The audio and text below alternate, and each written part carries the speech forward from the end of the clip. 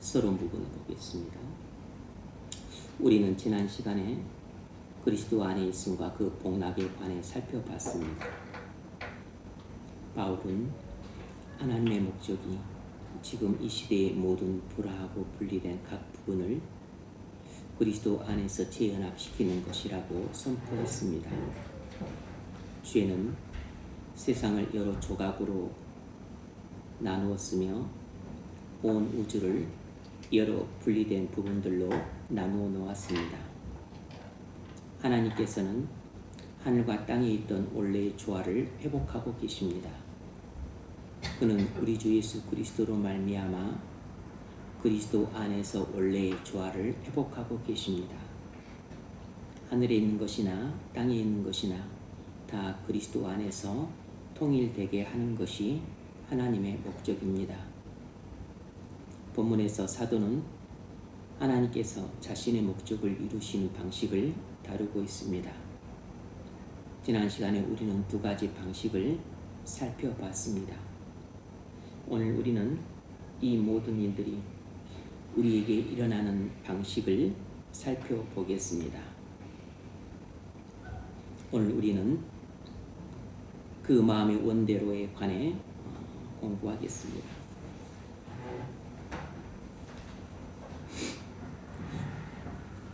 첫 번째 문제, 본문 11절로 14절을 읽으십시오. 사람은 어떤 방식으로 그리스도인이 됩니까? 사람이 그리스도 안에서 그리스도와 함께 상속자가 되는 지위에 들어가게 되는 방식은 무엇입니까? 사람이 어떤 방식으로 그리스도인이 되죠? 문제를 좀 더 구체적으로 살펴보겠습니다. 우리는 9절로 11절에서 기독교의 유대하고 심오한 진리를 대하게 됩니다. 사도는 여기서 4절로 5절에 사용했던 중요한 용어들을 반복해서 사용하고 있습니다. 왜 사도는 중요한 용어들을 반복해서 사용하고 있습니까? 먼저 4절로 5절과 9절로 11절을 살펴볼 필요가 있습니다.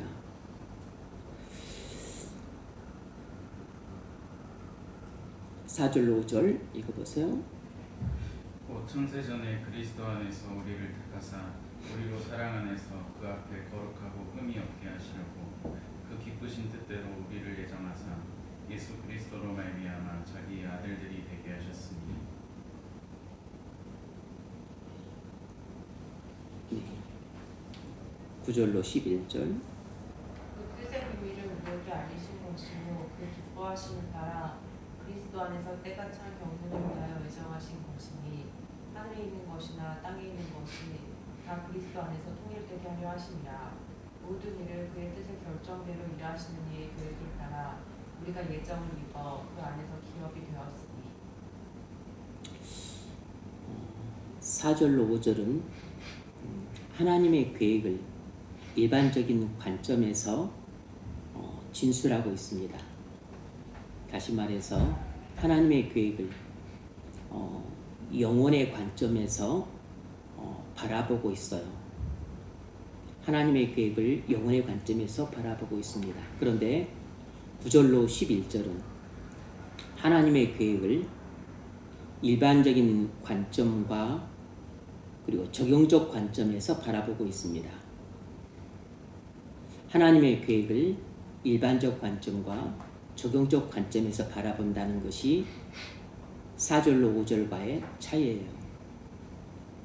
그래서 하나님의 계획을 일반적인 관점에서 바라보는 것을 우리에게 적용시키고 있습니다. 그래서 이 4절로 5절에서 사용했던 용어들을 이 9절로 11절에서 반복해서 사용하고 있는 것이에요.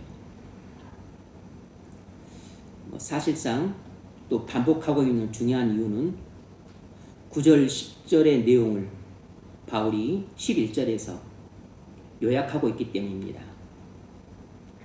그러니까 중요한 용어들이 반복적으로 사용될 수밖에 없습니다. 4절 창세전에 그리스도 안에서 우리를 택하사 우리로 사랑 안에서 그 앞에 거룩하고 흠이 없게 하시려고 그 기쁘신 뜻대로 우리를 예정하사. 결국 이 말은 하나님이 영원 전에 그리스도 안에서 우리를 하나님의 자녀가 되게 하시기 위해서 예정하셨다는 것입니다. 그런데 그 내용이 9절로 10절도 같은 뜻입니다. 하나님이 그리스도 안에서 영원 전에 우리를 하나님의 자녀가 되게 하시려고 하는 그 계획을 이루기 위해서 예정하셨다는 것이에요. 그리고서 11절에서 그것을 다시 요약합니다. 그래서 하나님이 하나님의 계획을 따라 영원 전에 우리를 하나님의 자녀로 예정하셨다는 것이죠. 그래서 중요한 용어들을 반복적으로 사용하고 있는 것은 그 영원전 하나님 계획을 우리에게 적용시키고 있기 때문입니다. 어떻게 우리는 진리에 접근해야 됩니까?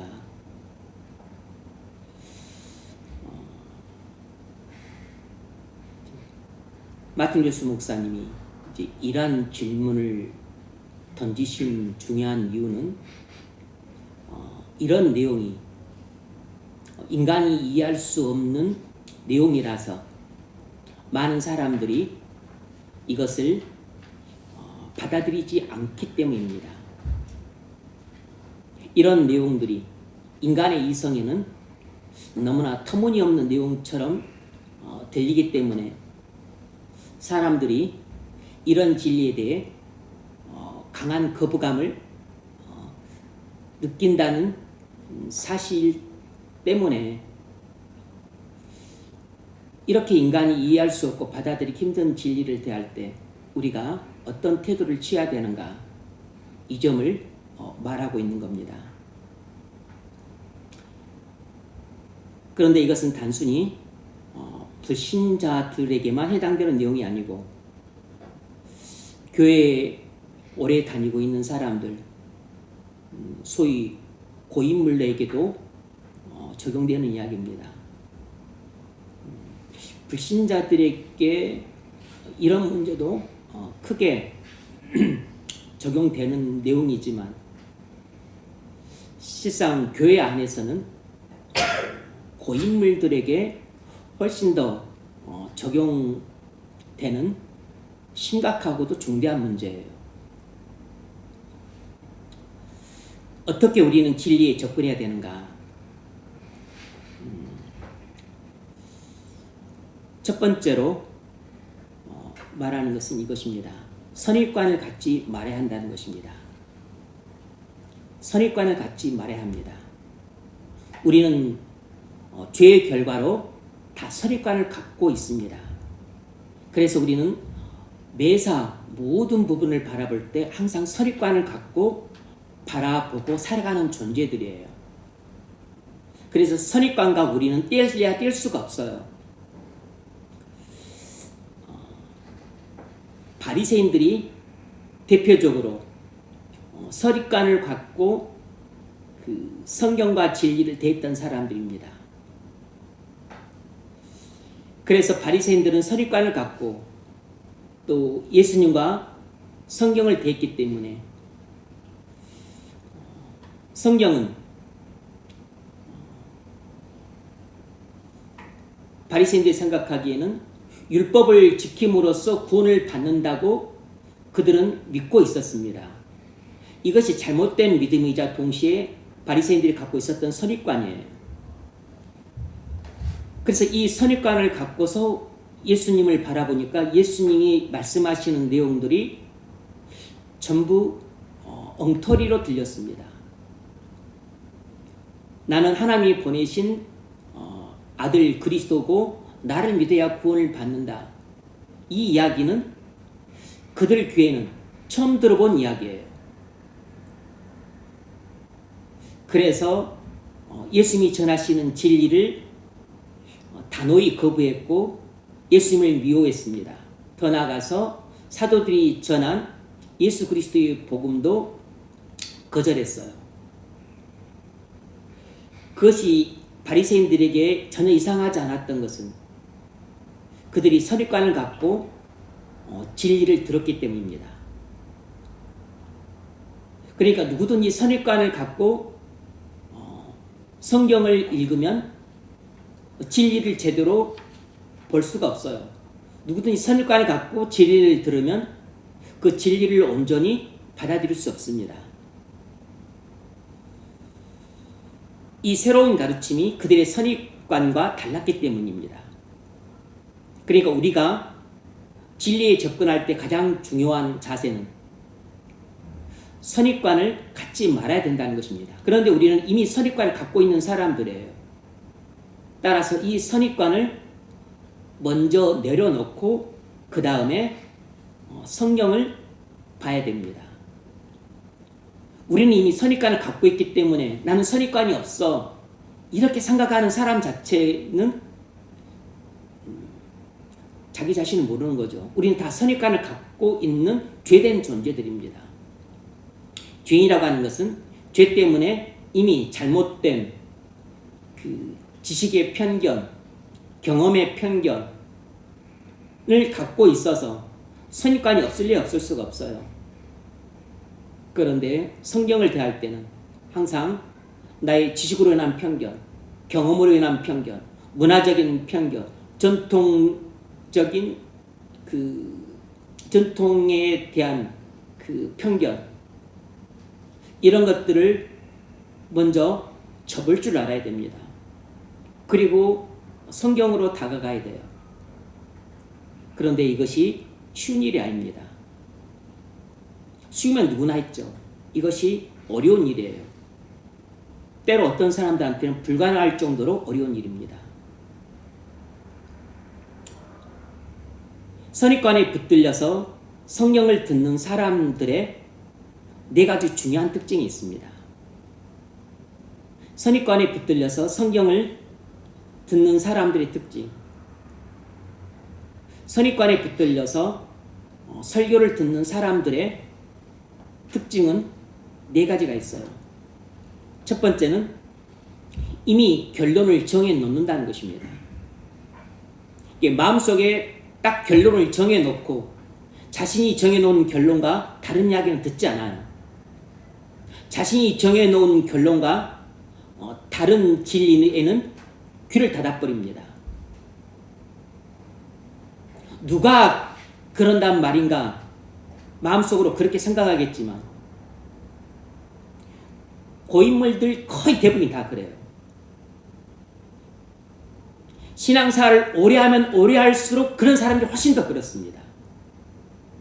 1년 신앙생활 한 사람들은 차라리 나는 초신자들은 나는 아무것도 모르니까 나는 가르쳐준 대로 다 받아들입니다. 나는 성경이 말씀한 대로 일단 무조건 다 받아들입니다. 훨씬 그런 자세가 강해요.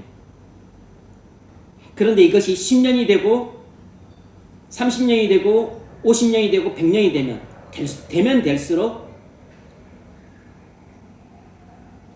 자신의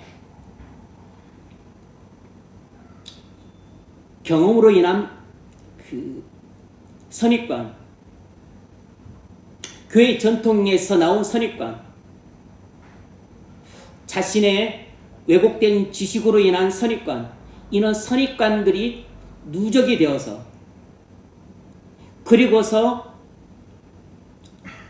그런 시각으로 성경을 읽습니다. 그러니까 성경이 말하고자 하는 진리를 제대로 들을 수가 없어요. 이런 선입관을 갖고 강단에서 전해지는 설교를 듣습니다. 그러니까 하나님 말씀으로 듣지 않고 사람의 말로 듣는 것이에요. 그리고서 걸러 듣습니다. 자신이 정해놓은 결론과 다른 이야기는 아예 귀를 닫아버려요. 안타깝지만 30년 신앙생활은 집사님들이 그렇게 듣습니다. 50년 신앙생활 하시는 권사님들이 그렇게 들어요. 50년 신앙생활 하셨던 장로님들이 그렇게 설교를 듣습니다.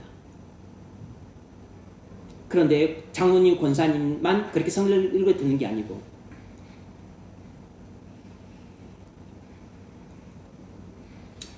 교회에 다니는 고인물들은 대부분 이런 식으로 설교를 듣습니다.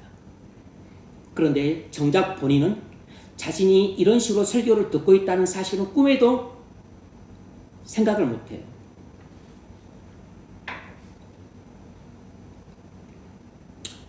두 번째로 선입관에 붙들려 성경을 듣는 사람들의 특징은 경험을 성경보다 앞세운다는 것입니다. 자신의 경험을 통해 배운 그 편견이 성경 가르침보다 더 우월하다 생각을 해요. 어떻게 그렇게 생각합니까? 저는 절대 그렇게 생각 안 해요. 아닙니다. 전통이나 경험을 통해서 그 터득하게 된 그 지식이 우리의 그 편견이 되어서 우리의 선입관이 되어서 성경이 말씀하는 진리를 가리우게 됩니다.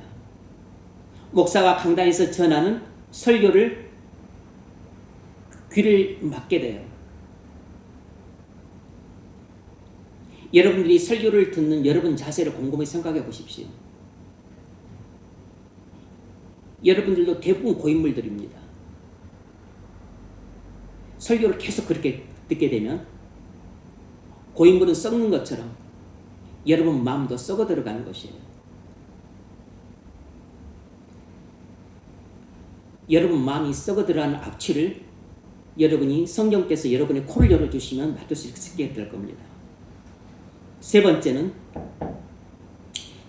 지식의 편견을 버리지 못한다는 것이에요. 자신의 얄팍한 지식에서 나오는 편견을 버리지 못합니다.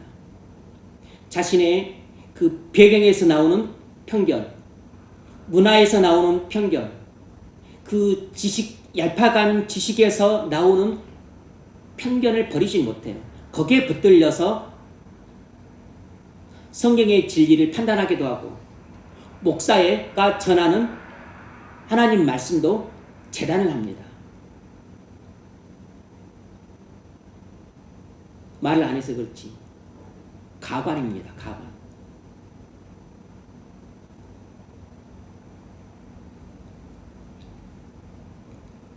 목사가 볼 때도 가관인데 하나님 보실 때는 얼마나 가관이겠어요. 기가 막힐 정도로 가관입니다. 저는 별로 안 그런 것 같은데요. 대부분이 그렇게 생각할 겁니다. 그렇게 생각하는 여러분이 자신을 모르기 때문에 여러분이 성경을 묵상하지만 신앙이 자라지 못하는 이유가 어디 있다 생각하십니까? 여러분들이 신앙생활을 오래 하면 오래 할수록 나무가 쭉쭉 자라야 되는데 자라지 않는 이유가 어디 있다 생각하십니까?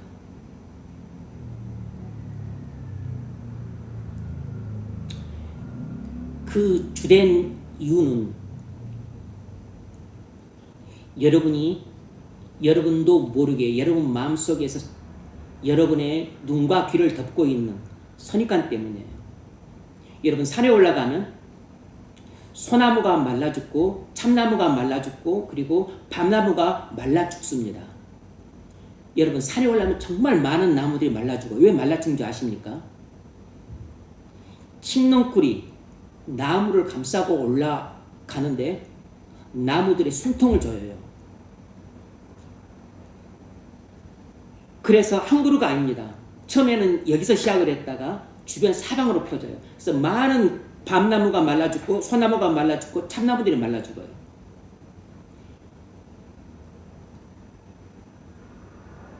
우리 속에 있는 선입관은 마치 우리의 신앙을 감싸고 올라가는 칡넝쿨처럼 여러분들의 신앙의 숨통을 조이고 있는 겁니다.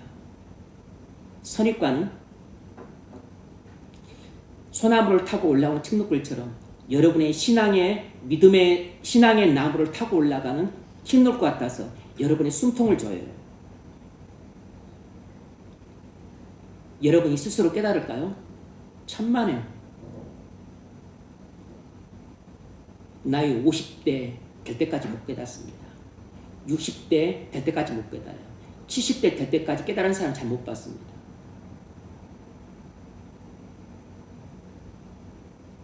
목사님, 제가 그동안 신앙생활을 많이 잘못한 것 같아요.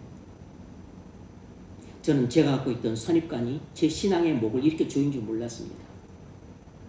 그렇게 말하는 교인분들 만나본 적이 없습니다.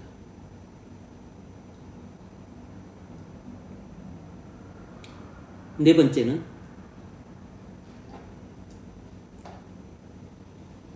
교만하기 때문입니다. 교만하다는 것이에요. 선입관에 붙들려 성경을 듣는 사람들의 특징에 그 뿌리에는 교만이 있어요. 겸손히 배우려 하지 않는다는 것입니다.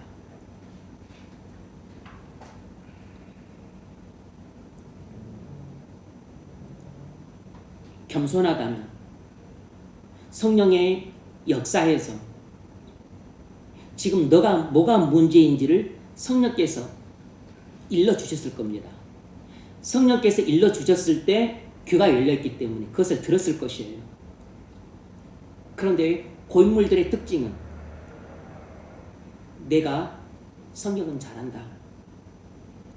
내가 믿음이 좋은데 사람들이 나를 알아주지 못해서 지금 나를 장로로 피택을 안 하고 있을 뿐이다. 내가 신앙이 좋은데 목사님이 그걸 잘 인정을 안 해줘. 대부분 그렇게 생각합니다.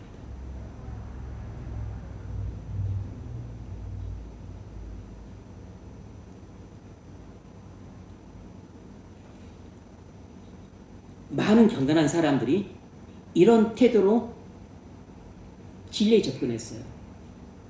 많은 훌륭한 성도들이 이런 태도로 성경을 대했습니다. 많은 중직자들이 이런 태도로 강단에서 전해주는 설교를 들었습니다. 지금도 많은 교인들이 이런 태도로 성경과 진리와 설교를 대하고 있어요. 우리도 이런 태도로 성경과 진리와 설교를 접근하기 쉽습니다.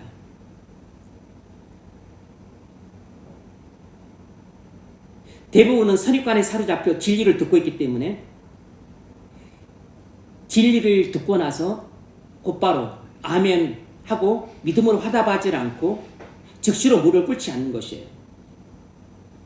아마 여러분도 이런 태도로 진리에 접근했을 가능성이 높습니다. 선입관에 붙들리는 사람들은 진리를 듣고도 자기 나름대로 판단해서 걸러낼 것은 걸러내고 받아들이게 될 거라고 생각되는 것은 일부만 받아들입니다.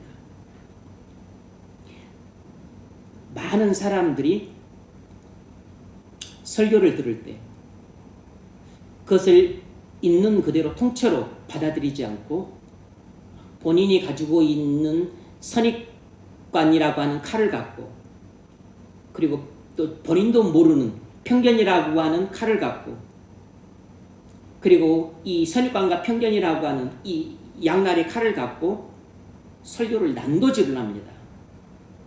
그래서 이것은 받아들일 만해. 받아들이고 이것은 아니야. 딱 결론을 정해놓고 그리고서 본인의 기준을 갖고 판단해서 잘라냅니다. 그래서 본인의 판단 기준을 통과한 일부분만 받아들여요. 대부분이 이런 식으로 설교를 듣습니다. 그래서 신앙사를 20년 했든 40년 했든 60년 했든 차이가 안 나는 것이에요. 선입관과 편견이라고 하는 굵은 측너글과 그리고 가는 덩굴이 여러분의 믿음의 나무로 올라타고 가서 점점 숨통을 조여가는 것입니다. 오히려 30년, 50년이 되어갈수록 신앙이 더 메말라가요. 소나무가 말라 죽어가는 것처럼 신앙이 말라 죽어가는 것입니다. 신앙이 말라 죽어가는 데는 다 이유가 있어요. 바로 현대판 바리새인들이 교회 안에 넘쳐납니다. 그런데 많은 훌륭한 교인들은 이건 정말 훌륭한 교인이에요. 그냥 교회에서 중직을 맡고 있고, 그리고 목사들한테도 인정을 받고, 그리고 신앙생활도 열심히 해요. 신앙적으로 열심히 있습니다. 그리고 경건하지 않다는 뜻이 아니에요. 경건해요. 근데 자기가 바리새인들처럼 선입관에 붙들려 자기 소견에 옳은 것만 받아들이고 있다는 사실은 전혀 생각을 안 하고 있습니다. 이게 오늘날 교회의 실상입니다.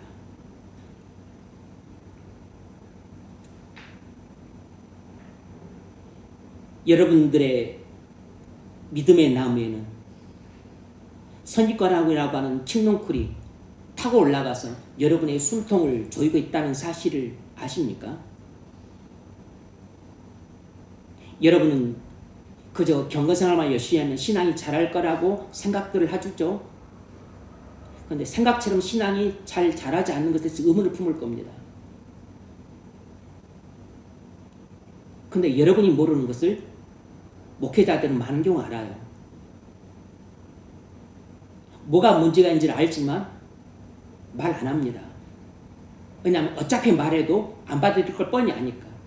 말해서 관계가 더 나빠지고 오히려 반발심만 더 커질 것을 아니까 말을 안 합니다. 몰라서 말을 안 하는 게 아니고 알지만 말을 안 하는 것이에요. 성령이 여러분에게 깨닫게 해주셔야만 여러분이 굴복을 하니까. 목사가 직접 대놓고 말해가지고는 어느 누구도 그것에 굴복을 안 해요. 오히려 튕겨나갑니다. 그런 경험들도 직접 여러 번 해봤기 때문에 또 시행착오를 통해서도 알고 있어요. 정말 아끼고 사랑하고 선의의 마음으로 직접 대놓고 말을 했지만 대부분은 다 결과가 안 좋았어요. 그래서 말을 안 합니다. 여러분이 스스로 말씀을 통해서 성령의 역사를 통해 깨달을 때까지 그냥 기다리고 있는 것이에요. 여러분 문제점을 몰라서 말 안 하는 게 아니에요. 두 번째로 우리 자신과 마음을 전적으로 성경에 복종시켜야 합니다. 어떻게 우리는 진리에 접근해야 되는가? 첫 번째는 선입관을 버려야 됩니다. 두 번째는 우리 자신과 마음을 전적으로 성경에 복종시켜야 돼요. 의외로 경건한 사람들조차 이렇게 하지 않고 있습니다. 의외로 경건한 사람들조차 자신과 마음을 전적으로 성경에 복종시키지 않아요. 성경을 어떤 자세로 대해야 될까요? 성경을 어떤 자세로 대해야 되냐면 나는 아무것도 모른다는 어린아이와 같은 자세로 성경을 대해야 됩니다. 나는 아무것도 모른다고 생각하는 어린아이와 같은 마음으로 성경을 대해야 됩니다. 그것이 우리가 잘 알고 있는 어린아이와 같은 겸손한 마음이에요. 우리는 어린아이와 같은 겸손한 마음으로 성경을 대할 때 가장 올바른 자세로 성경을 대하고 있는 것입니다. 이것이 성경을 대하는 가장 올바른 자세예요.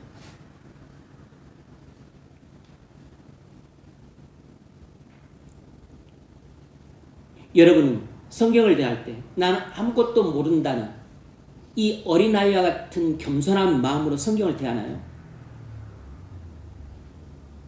여러분들은 설교를 들을 때 나는 아무것도 모르는 어린아이 같으니까 그 하나님 말씀을 사람의 말이 아니고 하나님의 말씀으로 받는다는 자세로 설교를 듣나요?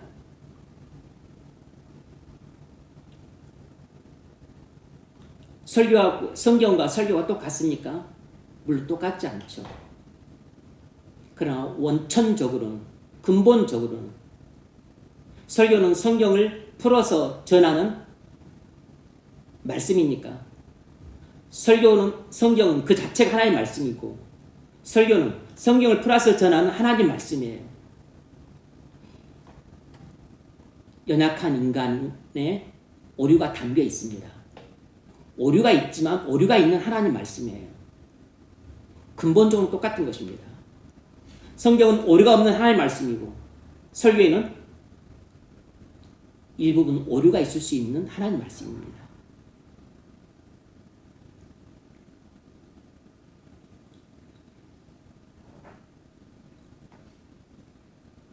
우리가 성경을 대할 때 두 번째 큰 문제는, 첫 번째는 선입관이라고 하는 칡넝쿨이 우리의 믿음의 나무를 감싸고 있어 우리의 숨통을 조이고 있다는 것이고, 그보다 더 뿌리가 깊은 것은 교만하다는 것이에요.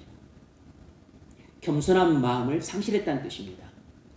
많은 사람들이 내가 뭐가 교만합니까? 내가 뭐가 교만하죠? 이런 반론을 제기하고 그리고 거부감을 느낄 텐데, 성령의 조명을 받아서 여러분 자신을 잘 보십시오. 신앙이 자라지 않는 가장 근본적인 이유는 선입관 문제보다 교만의 문제가 더 커요. 선입관은 칡넝쿨이지만 교만은 뿌리입니다. 칡넝쿨, 소위 말하면 그 뿌리는 교만이에요. 교회에 처음 왔었을 때, 초신자 때는 나는 아무것도 모르니까 목사님 가르쳐 주세요. 형 누나 가르쳐 줘. 그럼 내가 있는 그대로 받아들일게. 이렇게 어린아이 같은 겸손한 마음으로 성경을 대했습니다. 그렇게 성경 공부를 했어요. 그렇게 책도 읽었습니다. 그런 마음으로 설교도 들었어요. 그럴 때는 믿음이 쑥쑥 자랍니다. 조금 오류가 있는 성경 공부라고 해서 그렇다고 해서 이단이 되는 건 아니잖아요. 조금 부족함이 있는 성경 공부라고 해서 그렇다고 해서 그것이 우리를 해치는 건 아니에요. 완벽한 성경처럼 진리라고 할 수 없지만 또 약간의 오류가 섞여 있다 할지라도 그 설교를 여러분 선입관과 그 편견하고 하는 양날을 갖고 난도질을 해가지고 본인이 판단해서 괜찮다 생각하는 요 찌꺼기만 받아들여 먹는 것보다는 약간의 상한 부분이 있을지라도 차라리 통째로 하나님 말씀을 받아들이는 것이 여러분이 믿음의 영양소를 취하는데 100번 낫습니다. 여러분이 신앙이 자라지 않는 가장 근본적인 그 뿌리가 되는 이유는 교만했어요. 마음이 겸손하지 않기 때문입니다. 나는 아무것도 모르니까 말씀하옵소서 죄정 청정하리다. 이런 어린아이 같은 순수하고 순진하고 겸손한 마음이 있으면 그런 사람은 우죽순처럼 신앙이 자랍니다.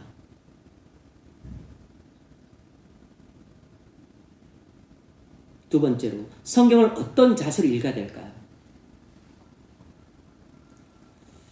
이건 참 쉬운 문제가 아니에요. 어떤 자세로 성경을 읽어야 될까요?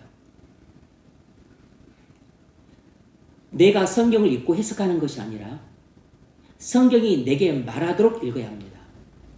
이것은 거의 100% 성도들이 다 놓치고 있는 부분이에요. 성도들 100%가 전혀 생각하지 못하는 방식입니다.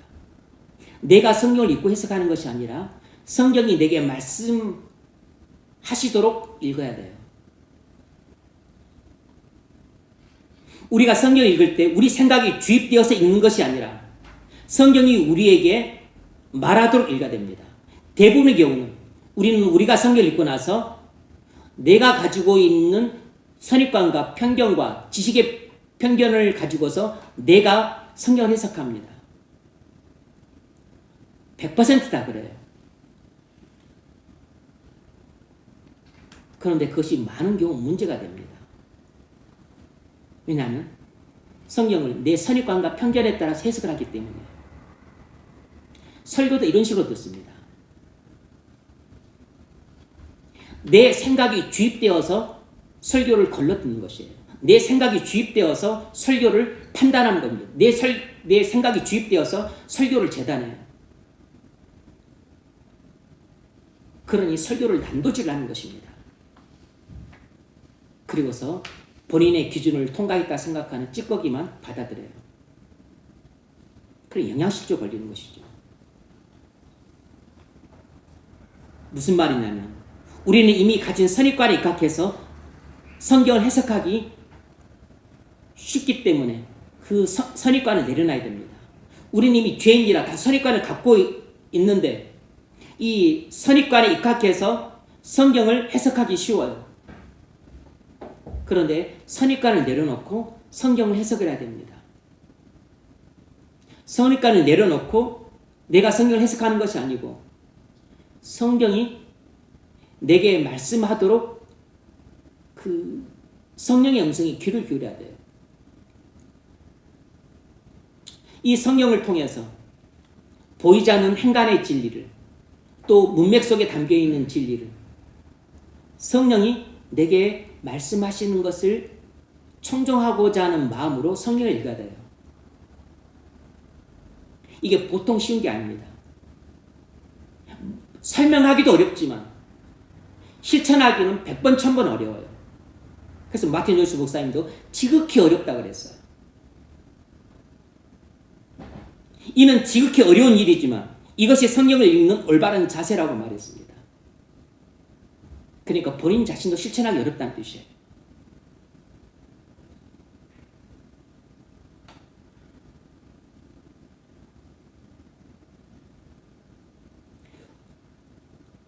나의 선입관에 입각해서 성경을 해석하기가 쉽습니다.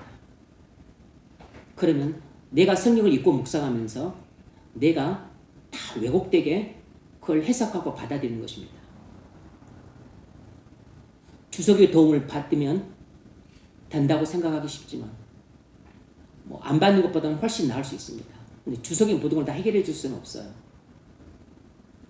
왜냐하면 주석도 틀린 경우도 많이 있기 때문입니다.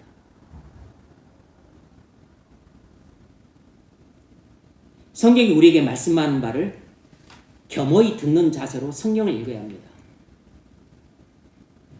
내가 성경을 읽고 해석하는 것이 아니고 성경이 내게 말씀하는 바를 겸허히 듣는 자세로 성경을 읽어야 돼요. 이게 꼭 무슨 선문답 하는 것처럼 들립니다. 근데 많은 사람들이 성경을 읽는 올바른 자세도 잘 모릅니다. 성경을 너무 안 읽으니까. 성경 읽는 것만 해도 대견스럽죠. 성경을 묵상하는 것만 해도 그냥 잘하고 있다고 칭찬해주고 경건하다고 말을 하죠. 그런데 그 경건생활을 하는 고인물들이 자가당착에 빠지는 것입니다. 남들은 성경도 읽지도 않고 있는데 나는 묵상을 하기까지 해요. 내가 얼마나 대단한 사람인가 막 스스로 높아집니다. 그래서 본인의 선입관과 편견을 이게 똘똘 뭉쳐 더 강해져요. 이 선입관이라는 칡노꿀이 본인의 믿음의 나무를 똘똘 감아 싸고 갑니다. 그래서 초창기보다 10년이 지나면 메마르고 20년이 지나면 좀 더 메마르고 나중에 50년이 가면 거의 고사 직전이 돼요. 본인은 신앙이 왜 그렇게 된 줄도 모릅니다. 많은 중직자들이 신앙이 그렇게 고사되어 가는 이유가 있는데 본인들은 몰라요.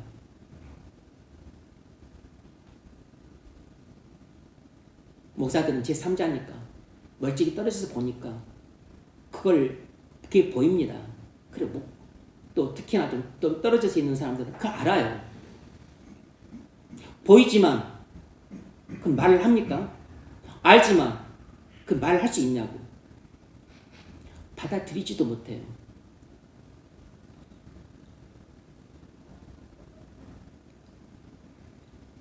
관계가 좋아지긴커녕 받아들이지도 않고 더 반발하면서 관계만 깨집니다. 교회의 연합만 해쳐요. 그러니까 말을 안 하는 것이에요. 본인이 성령의 음성을 듣기 전까지는 이 문제는 절대 해결 안 됩니다. 목사님 말씀해 주시죠. 목사님 말씀해 주시면 다 알아들을 텐데. 알아들을 귀가 있었다면 성령께서 진작 여러분한테 말씀해 줬을 겁니다. 목사의 말을 들을 정도로 여러분이 겸손했다면 성령께서 여러분이 진작 말씀해 주셨을 것이에요.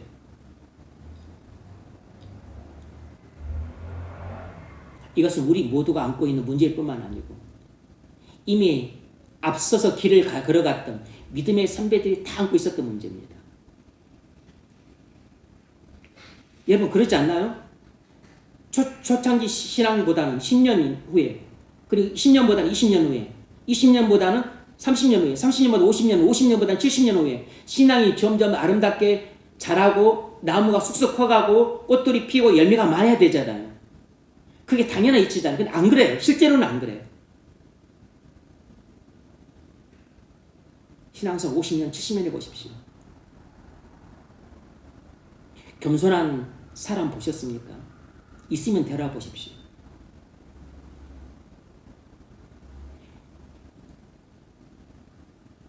지식으로 인한 편견, 문화적인 편견, 전통으로 인한 편견, 자신의 경험으로 생긴 편견, 이것들이 똘똘 뭉쳐서 완전히 선입관이 되어 있어요. 목사가 이런 사람 절대로 못 고칩니다. 목사 말 안 들어요. 이미 목사 머리 꼭대기에 올라앉아 있습니다. 근데 여러분, 기존교회에서 이렇게 말하겠습니까, 목사가? 장로들하고 완전히 척지고 당회에서 어려움 겪게 되게 뻔한데 이런 이야기를 할 수 있겠냐고.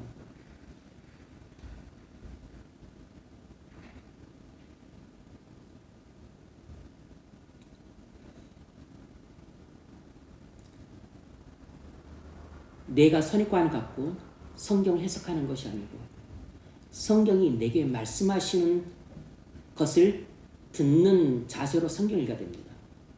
내가 성경을 해석하는 것이 아니고 성경이 내게 말씀하는 바를 듣기 위해서 귀를 기울이면서 성경을 읽어야 돼요. 그래서 어려운 것입니다. 그래서 지극히 어려운 일이라고 그렇게 로이존스 목사님도 말씀하셨던 거예요. 제가 봐도 어려운 일입니다. 이렇게 성경 읽는 것은 어려운 일이에요. 하지만 이것이 성경을 읽는 올바른 자세입니다. 세 번째로, 우리는 절대로 철학적인 태도로 진리에 접근해서는 안 됩니다. 우리는 철학적인 태도로 진리에 접근해서는 안 돼요.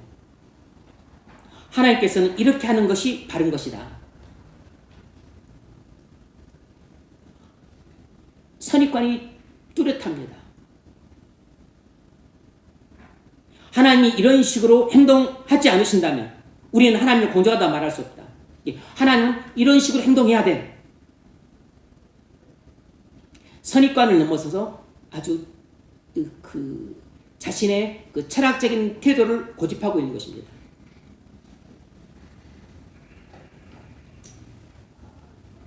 이런 식으로 이미 우리 마음속에 있는 개념들을 가지고 진리에 접근하는 것이 철학적인 태도로 진리에 접근하는 것이에요. 이미 우리 마음속에 있는 개념들을 가지고 진리에 접근하는 것입니다. 이것이 선입관을 갖고 진리에 접근하는 것이에요. 이렇게 철학적인 태도로 진리에 접근했던 사람들이 우리가 말하는 소위 자유주의 신학자들입니다. 통칭. 근데 자유주의 신학자들만 이렇게 철학적인 태도로 진리에 접근하는 것이 아니고 이런 태도는 교회 안에서도 많아요. 아주 흔하게 볼 수 있습니다.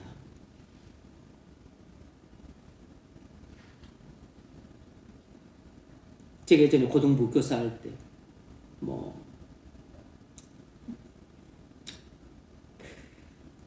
약사분이셨던 어떤 그 권사님, 고등부 선생님 계셨어요. 같은 고등부 교사 중에 한 명이 암에 걸리셨어요. 노천이었는데 암에 걸렸어요. 그걸 보고서 안타까운 마음에 또 사랑하고 그리고 아끼는 마음으로 이러면 안 된다고, 하나님이 이렇게 하시면 안 된다고, 이럴 수는 없다고,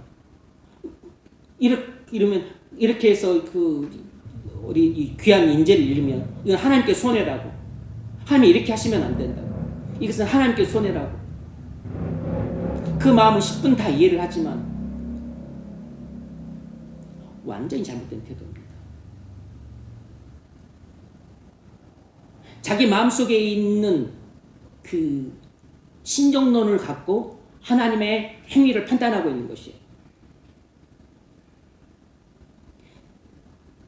욥기에 나오는 세 친구와 같이 그런 전통적인 신정론을 갖고 하나님의 섭리를 본인이 판단하고 있는 것입니다. 이렇게 훌륭한 성도들은 건강하고 그리고 잘 돼야 된다. 이런 것이 소위 말하는 전통적인 신정론이에요. 이렇게 교회를 위해서 헌신하고 충성하고 봉사하는 훌륭한 성도를 이렇게 결혼도 안 했는데 빨리 데려간다. 하나님이 그렇게 행동하시면 안 돼. 이건 하나님께도 손이고 교회도 손이고 주변에도 많은 손해요. 본인의 마음속에 있는 개념을 가지고 하나님의 섭리를 판단을 해요. 근데 그분이 불황무식한 분인가? 아니에요. 지적인 능력도 뛰어나고 그리고 충성도도 높고 헌신도도 높고 훌륭한 교사예요. 훌륭한 권사님이라.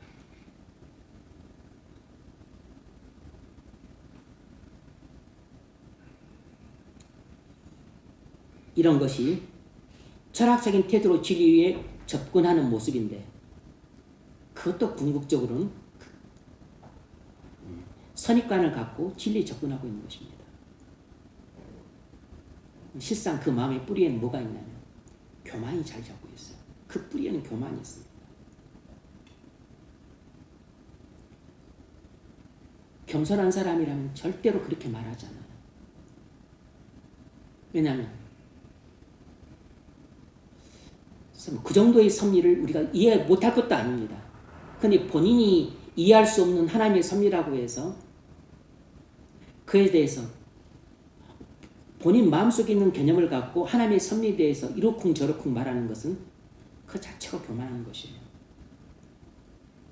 차라리 어린아이처럼 모르면 그냥 입 다물고 있어야 됩니다.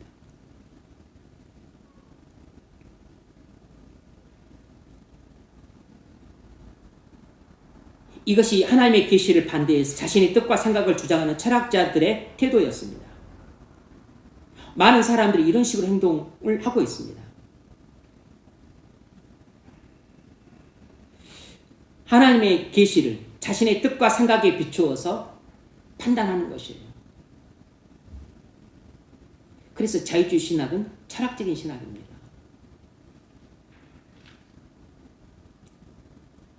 그들은 임마누엘 칸트의 영향을 받았고 헤겔의 영향도 받았고 슐라이마흐의 영향도 받았고 그리고 키에르케고르의 영향도 받았고 그 전에는 스피노자 영향도 받았고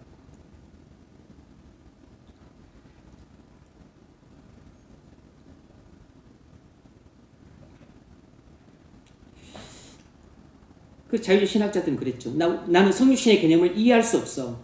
이런 해괴망측한 이야기 어디에 있어? 그는 성육신의 진리를 거부했습니다. 왜 그런 태도가 나왔겠어요? 이해해야만 믿겠다는 것입니다. 이것이 바로 철학적인 태도입니다. 이해해야만 믿겠다는 것이에요. 이것이 철학적인 태도입니다.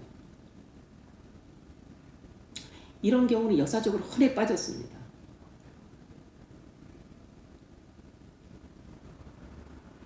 중세 때는 이 천체관이 천동설이었습니다. 지구를 중심으로 천체가 운행한다는 천동설이었어요. 이건 지식의 편견이고 또 전통의 편견이었죠. 그 문화의 편견이었습니다. 이것이 선입관에 되어서 코페르니쿠스가 지동설을 거부했죠. 나중에 갈릴레오가 지구가 돈다고 말했을 때 그걸로 재판을 했습니다.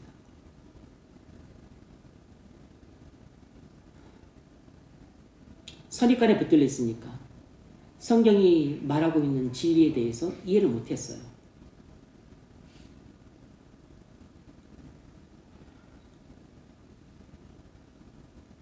교황과 주교와 또 주교와 신부들이 이 전통적인 그 교회의 견해 사로잡혀서 선입관에 완전히 찌들어 있었기 때문에 루터가 새롭게 발견한 이신칭의 진리를 도저히 받아들일 수 없었습니다. 선입관이 너무 강하면 우리 눈을 멀게 해요. 선입관이 너무 강해지면 우리 귀를 멀게 합니다. 선입관이 너무 강하면 우리의 마음을 완전히 칡노끌이 똘똘 감아서 고사시킬 뿐만 아니라 마음을 아예 어둡게 만들어요. 소경으로 만들어버립니다. 성경이 명백히 나와 있는 이신칭이 진리인데 그 성경을 두고서도 이신칭이 진리를 깨닫지 못했습니다. 교회의 전통을 따르고 그리고 교회의 의식적인 미사에만 잘 참석하면 구원을 받는다고 생각을 했어요.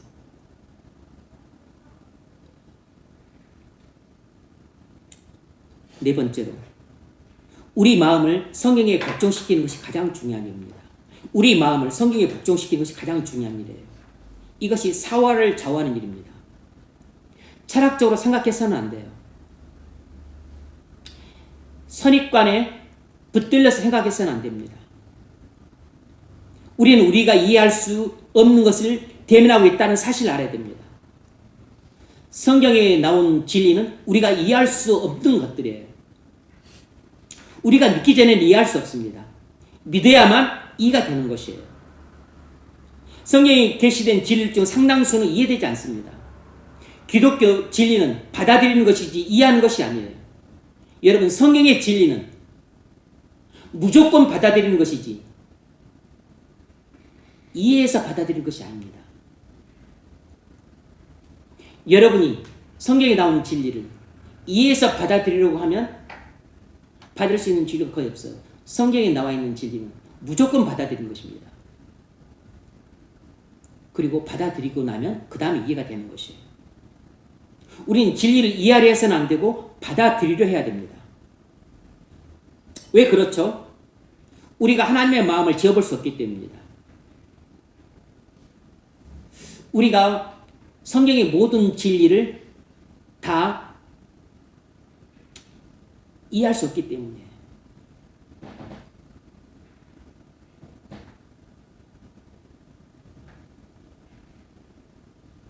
불신자들이 그 진리를 받아들이지 못한 가장 근본적인 원인은 이해해야만 내가 받아들이겠다는 것입니다.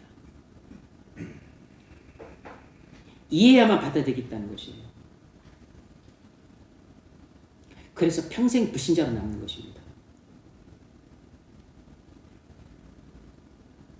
영적인 소경은 이해할 수가 없어요. 왜냐하면 영적인 귀머거리이기 때문에. 로마서 9장 20절 보세요. 이 사람아, 내가 누구에게 감히 하나님께 방문하느냐? 지음을 받은 물건을 지은 자에게 어찌 나를 이같이 만들었느냐 말하느냐. 이사야서 40장 13절.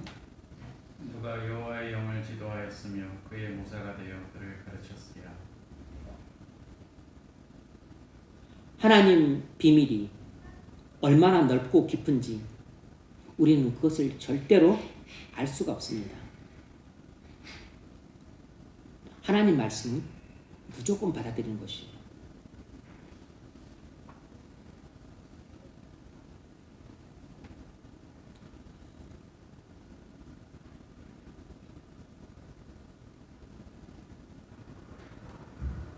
거기는 문제 읽어보세요. 하나님이 기뻐하시는 성경을 대하는 태도는 무엇입니까? 하나님이 기뻐하시는 성경을 대하는 태도가 무엇이겠습니까?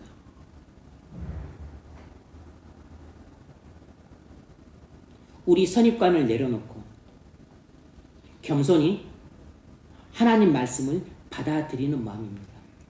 우리 선입관을 내려놓고 겸손한 마음으로 하나님의 말씀을 받아들이는 태도예요. 사도행전 17장 11절. 베레아에 있는 사람들은 사마리아에 있는 사람들보다 더 너그러워서 간 간절한 마음으로 말씀을 받고 이것이 그러한가 하여 날마다 성경을 상고함으로 그 중에 믿는 사람이 많고. 네.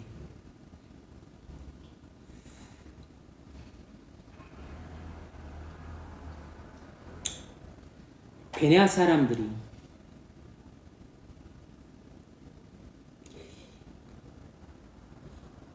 믿음이 빨리 자랐던 중요한 이유는 두 가지입니다. 첫 번째는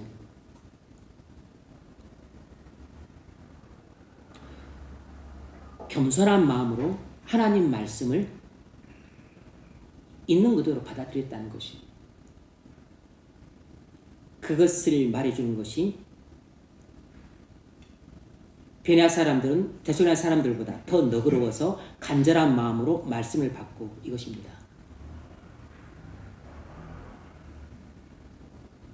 베네아 사람들은 바울을 폭행해서 쫓아냈던 데살로니가 사람들보다 좀 더 마음이 부드러워서 그래서 바울이 전하는 진리를 어린아이처럼 겸손한 마음으로 그리고 하나님 말씀으로 받아들였다는 것이에요. 이것이 베네아 사람들이 믿음이 생기고 회심하고 그리고 구원을 받은 가장 중요한 첫 번째 원인이에요. 많은 사람들이 베네아 교인을 하면 성경을 상고함으로 그 이야기만 하고 있는데 그건 두 번째입니다. 그것보다 더 중요한 것은 바울의 설교를 간절한 마음으로 받아들였다는 것이 베네아 교인들이 믿고 회심하게 된 가장 중요한 근본적인 원인이에요. 성경을 이것이 그런가요? 성경을 상고했다는 것보다 훨씬 더 중요한 것은 어린아이 같은 겸손한 마음으로 설교를 듣는 태도입니다.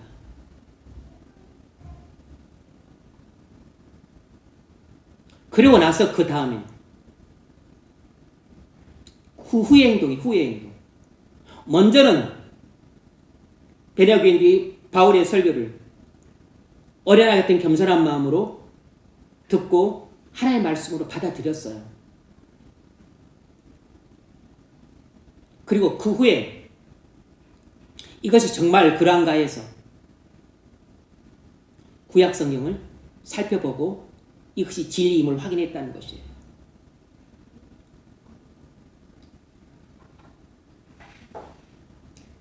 그런데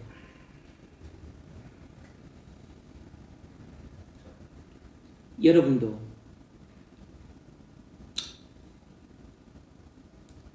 믿음이 성장하려면 그리고 또 구원받고 회심하려면 이런 자세를 견지해야 됩니다. 그런데 실상은 그렇지 않아요. 이 말씀과 약간 그 충돌하는 것처럼 보이는 성경 구절이 밑에 나와 있는 데살로니가전서 2장 13절입니다.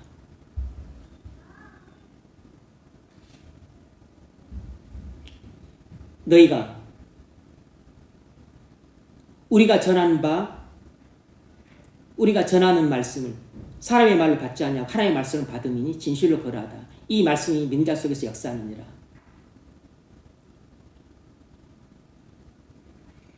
많은 교인들이 이 사도행전 17장 11절과 데살로니가전서 2장 13절 말씀을 서로 충돌하는 듯한 인상으로 받아들여요.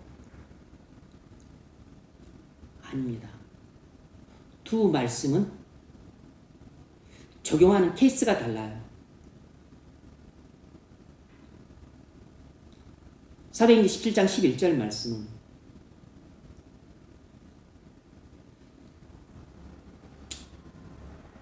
불신자들이나 거의 초신자들이 설교를 처음 들을 때 자세예요. 불신자나 초신자들이 설교를 처음 들을 때 자세입니다. 그런데 기존 신자들의 설교를 듣는 자세는 데살로니가서 2장 13절 말씀이에요. 너희가 우리에게서 들은 바를 우리가 전한 바를 사람의 말로 하지 않으며 하나님의 말씀을 받음이니. 데살로니가 교인들은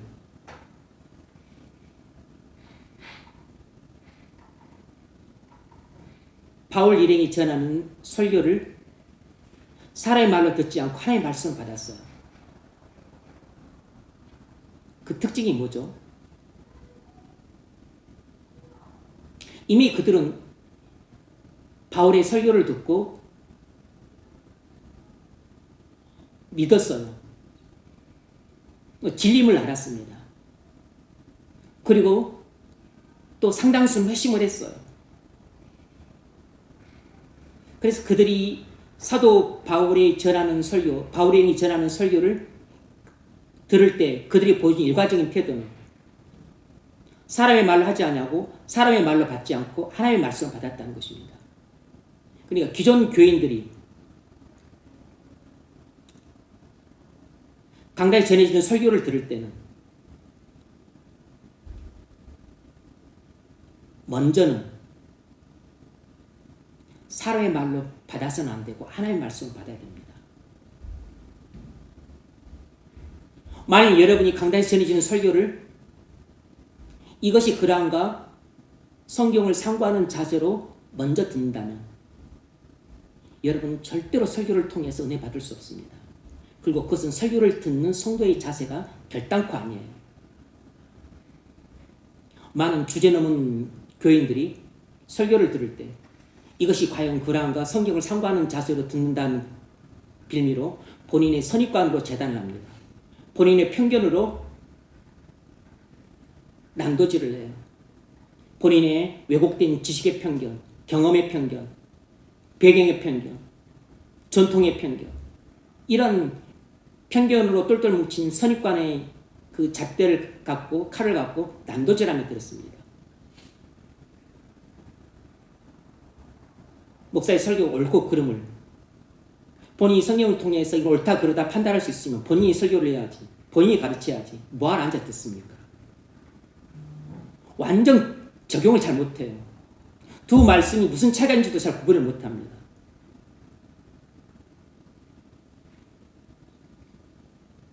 불신자가 처음 전도를 받을 때 그때는 데살로니가서 17장 17절 말씀이 적용되는 거예요. 근데 그때조차도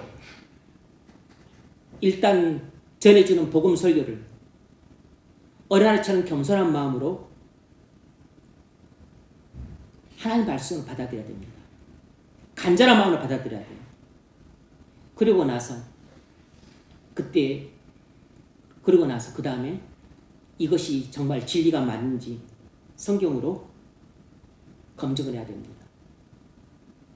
아마 이것은 성경을 잘 알고 있었던 유대인 그 신자들을 염두에 뒀을 겁니다. 베네아 지역에도 디아스포라 유대인들이 있었으니까.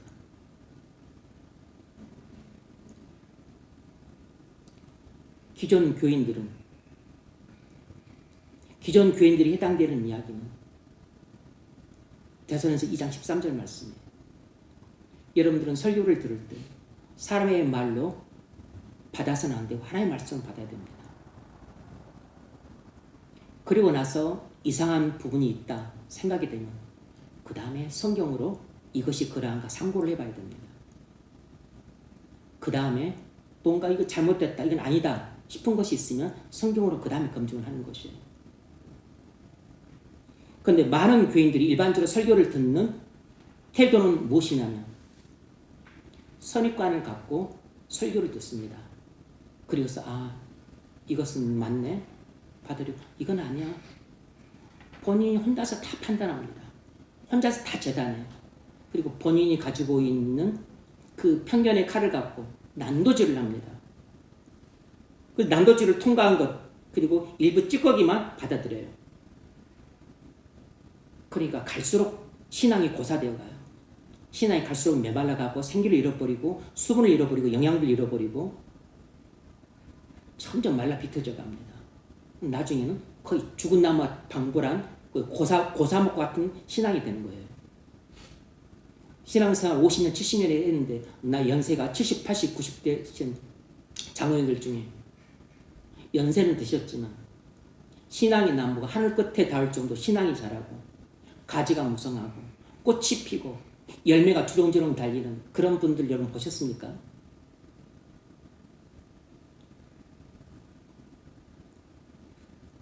안타깝지만 많은 경우는 정반대입니다. 고사목이 돼가지고 그 뿌리에는 교만의 뿌리가 가득 있고 온갖 편견의 그 넝쿨들이 감싸고 선입관의 칡넝쿨들이 감싸가지고 본인만 모르고 있는 겁니다. 거의 고사목이 된 신앙인으로 그렇게 나이가 들어가세요.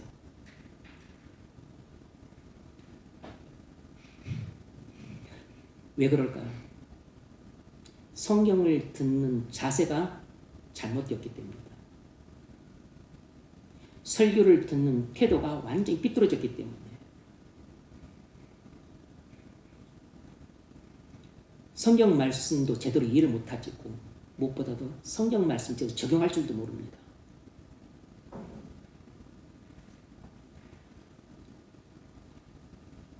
제가 누구에게 하고 있는 이야기일까요? 다른 교회 교인들한테 하는 이야기가 아니죠.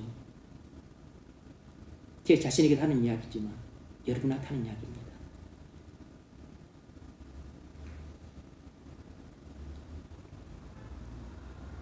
세 번째로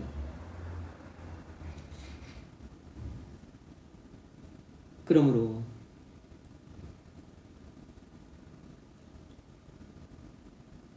여러분이 먼저 자신의 신앙이 잘 자라고 있는가를 보십시오. 고인물 같은 신앙인인 내가 고인물처럼 썩고 있지는 않은지 잘 돌아보세요. 만약 여러분의 신앙이 마음이 썩고 있다면 그건 전적으로 여러분 자신의 책임입니다. 여러분이 신앙이 자라고 있지 못하다면 그 이유는 설교가 부실했거나 아니면 이런 성경 공부가 허접했기 때문입니다. 설교가 부실하거나 성경 공부가 허접하지 않았음에도 불구하고 여러분 신앙이 자라지 않았다면 이건 100%입니다. 여러분 마음이 교만의 뿌리가 있고 그리고 선입관이라고 하는 그 강하고 무서운 칡농꿀이 여러분의 믿음의 나무를 똘똘 감싸고 지금 10년째, 30년째, 40년째 감싸고 있기 때문에 여러분 칡농꿀이 얼마나 굵은지 모르시죠? 굵은 칡농꿀은 여러분 어른 허벅지만큼이나 굵습니다. 심지어 아주 굵은 칡농꿀은 우리 몸뚱아리만큼이나 굵어요. 그것이 나무만 고사시키는 게 아니고 산 전체를 무너뜨립니다. 이런 나 개인의 이 선입관이라고 칡농꿀이 교회 자체를 무너뜨릴 수 있습니다. 그 정도로 무서워요. 세 번째 문제. 우리가 믿지 않는 사람들에게 구원의 복음을 전하는 전도 설교를 할 때 4, 5절이나 9, 11절의 본문이 적절하겠습니까? 여러분 어떻게 생각하세요? 적절할까요? 전혀 적절하지 않습니다. 이런 본문을 택해서 전도 설교를 하는 사람이 있다면 그건 성경을 전혀 이해를 못하고 있는 겁니다. 우리가 여기에 사용된 용어들을 사용해서 복음을 전하는 것이 지혜로운 태도겠습니까? 아닙니다. 완전 어리석은 태도입니다. 이 본문에 나온 진리들은 이미 구원받은 그리스도인들에게 필요한 진리들이에요. 여기 사용된 용어들은 이미 구원받은 하나님의 자녀들에게 의미가 있는 진리들입니다. 따라서 여기에 사용된 용어들은 주로 믿지 않는 사람들 대상으로 하는 전도 설교에서는 사용해서는 안 되는 용어들이에요. 만약 이런 용어들을 사용해서 선택이나 예정이나 하나님의 계획이나 이런 용어들을 사용해서 설교를 하게 된다면 불신자들은 100% 오해를 하게 될 것입니다. 그리고 시험에 들게 될 것이, 실족하게 될 것입니다. 오늘 본문의 진리는 구원을 이해하지 못하는 자연인들에게는 해당되지 않는 진리입니다. 성령을 받아서 마음이 조명받고 이해력을 가진 성도들에게만 도움이 되는 진리예요. 그러면 불신자들에게 전도할 때는 그들이 알아들을 수 있는 용어를 사용해야 됩니다. 예전에 말했지만 선택이라든지 예정이라든지 구원하신 하나님의 계획이라든지 하나님이 그 마음에 기뻐하시는 자를 구원하신다든지 이런 용어들을 사용하면 안 되는 것이에요. 이미 구원받은 성도들에게만 사용하는 용어입니다. 네 번째, 우리가 어떻게 그리스도인이 되었습니까? 하나님께서 이 모든 것을 계획하셨습니다. 이런 말은 자인들한테는 사용해서는 안 되는 용어예요. 이런 말을 사용해서 자인한테 전도한다면 이건 반발하게 됩니다. 우리 안에 남들과는 다른, 첫 번째로 우리 안에 남들과는 다른 특별하고 예외적인 면이 있어서가 아닙니다. 우리에게 남들보다 선한 성품이 있기 때문에 착한 행실을 많이 했기 때문에 구원받은 게 아니에요. 본질상 우리는 다른 사람들보다 나을 게 하나도 없습니다. 저는 처음 제가 구원받고 회심할 때만 해도 그래, 내가 다른 사람들보다 좀 착하지, 착해. 내가 다른 사람들보다는 내가 그래도 말을 잘 귀담아 듣는 편이지, 그렇게 생각했습니다. 내가 다른 사람보다 전부 다 우월한 면이 있기 때문에 내가 빨리 구원받고 빨리 회심했다 생각을 했어요. 그러니 교만해질 수밖에 없는 거죠. 이런 생각을 하고서도 교만하지 않을 수 있는 사람은 아무도 없어요.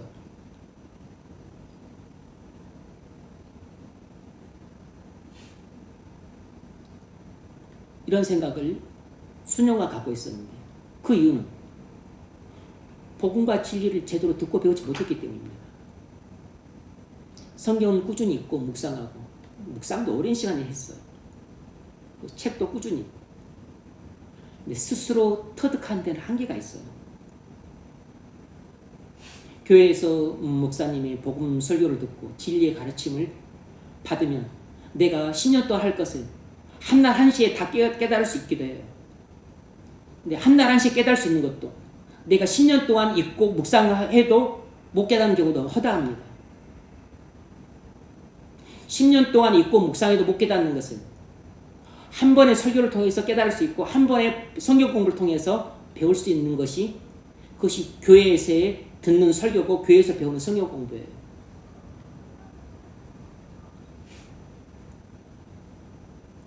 저는 수년 동안 묵상도 수시간씩 하고 기도도 새벽 기도도 대충 하지 않았습니다. 책도 꾸준히 읽었어요. 하지만 혼자서 못 깨닫는 것이 많아요. 두 번째, 하나님께서 창세전에 우리에게 이러한 일을 하시겠다고 뜻을 정하신 것입니다. 우리가 어떻게 그리스도인이 되었는가? 하나님께서 창세전에 우리에게 이러한 일을 하시겠다고 뜻을 정하셨기 때문이에요. 4절 5절 창세전에 그리스도 안에서 우리를 택하사 우리로 사랑 안에서 그 앞에 거룩하고 흠이 없게 하시려고 그 기쁘신 뜻대로 우리를 예정하사 예수 그리스도로 말미암아 자기의 아들들이 되게 하셨습니다.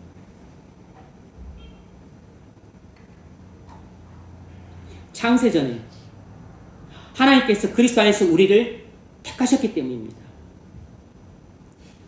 우리를 거룩하고 흠이 없는 하나님의 자녀로 세우도록 하나님이 창세전에 그런 계획을 가시고 그 기쁘신 뜻을 따라 우리를 예정하셨기 때문이에요. 구원의 계획은 처음부터 끝까지 전적으로 하나님께 속한 것입니다. 하나님의 창세전에 온 우주가 그리스도 안에서 조화를 회복하게 하실 것을 정하셨어요. 우리가 그 목적 안에 일부를 차지하도록 정하신 것입니다. 그래서 우리가 하늘의 은사를 맛보게 되었어요. 우리는 언제나 하나님의 마음과 생각 속에 있습니다. 그 점은 우리에게 가장 놀랍고 위로를 주는 진리예요. 지금 나 있는 곳에 내가 서 있을 수 있는 것은 하나님의 영원전에 나를 계획하셨기 때문입니다. 지금 내가 서 있는 우리 가정, 지금 내가 서 있는 직장, 지금 내가 서 있는 교회, 지금 내가 섬기고 있는 교회, 그 모든 것은 하나님이 영원전에 계획하신 일들입니다. 하나님이 정하셨기 때문에 지금 내가 서 있는 곳에 내가 서 있는 것이에요.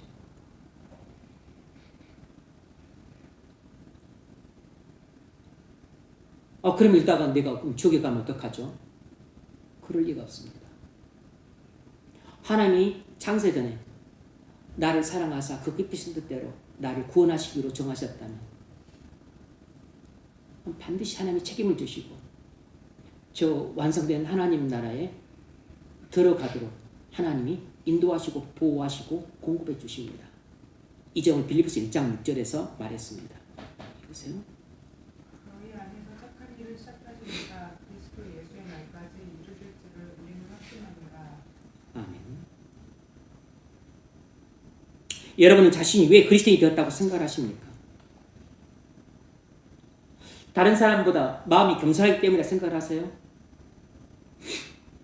우리 부모님이 예수를 믿는 신실한 부모님이기 때문이라 생각하십니까? 여러분이 다른 사람보다 착한 성품을 가졌기 때문에 생각을 하세요?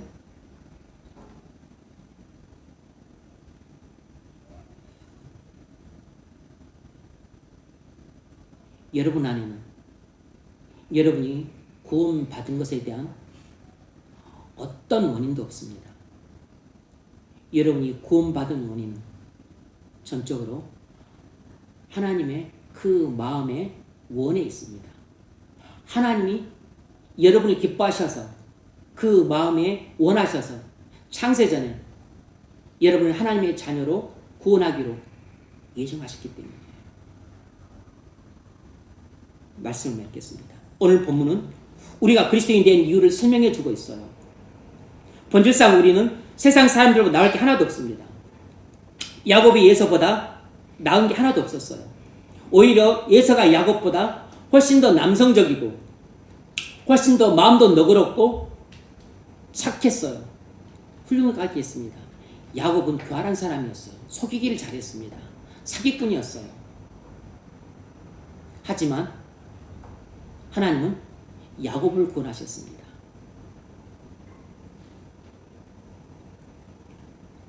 구원은 우리 안에 있는 것을 토대로 하지 않습니다. 우리의 선행이나 우리의 착한 행실을 보고 구원하지 않아요. 하나님의 그 마음의 원대로 우리를 구원하세요. 하나님의 그 기쁘심을 따라 영원전에 우리를 예정하셨기 때문에 그 계획을 따라 우리를 구원하시는 것이에요. 구원은 내가 정치한 것이 아니고 하나님이 아무런 자격 없는 내게 거저 주신 최고의 선물인 것입니다. 여러분이 구원받은 것이 되었다면 아무런 자격 없는 내게 하나님 값없이 선물을 주시되 돈으로도 살 수 없는 최고의 선물을 주신 것을 감사하고 찬양하시기 바랍니다.